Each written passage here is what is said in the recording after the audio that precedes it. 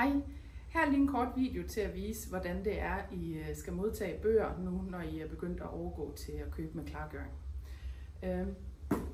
Når kasserne kommer, skal de selvfølgelig åbnes, og I skal finde følgesedlerne, der ligger i kassen.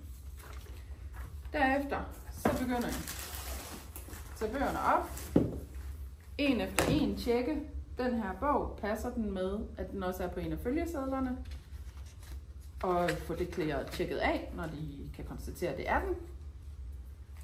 Næste skridt, det er ind i Cicero, gå over til, hvis I bruger den her version, F2, og aflevere. Det er nemlig rigtig vigtigt, at I får afleveret alle bøger.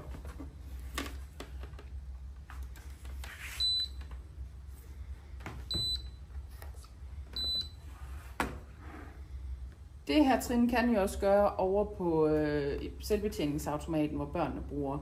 Det er ikke så vigtigt hvor, bare det bliver gjort. Sidste trin, og også rigtig vigtigt trin, det er, når I er færdige, og I har konstateret, at indholdet i kassen passer med følgeseddel, så skal den lægges i en af de blå kasser, så den kommer ind til Marianne, så hun kan tjekke, at det er okay, og få betalt regningerne på den rigtige måde.